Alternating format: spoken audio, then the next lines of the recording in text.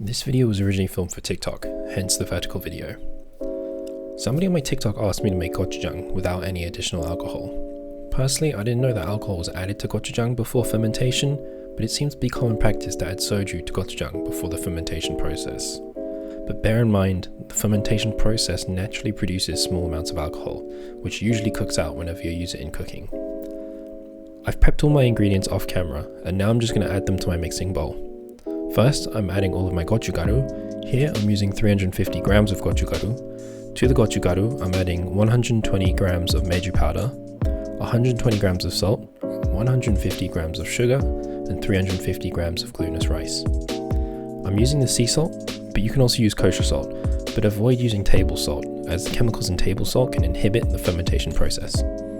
Then, I'm mixing everything together roughly before I add my malted barley powder.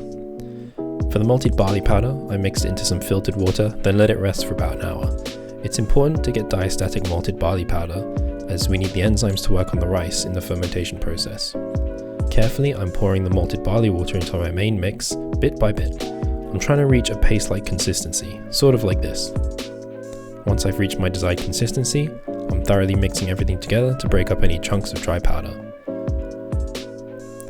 I'm using this glass container for my fermentation. You can also use a food-safe Tupperware, but this is going to be in here for a long time, so I opted for glass. I'm scooping my gochujang into the glass container, making sure to pack everything down as I go. Then I'm smoothing out the top and sprinkling with more sea salt. This is to dry out the top, and it creates sort of like a barrier to protect the rest of the gochujang. We still need airflow, so instead of covering with the airtight lid that came with the glass container, I'm using cheesecloth with an elastic band to hold it tight.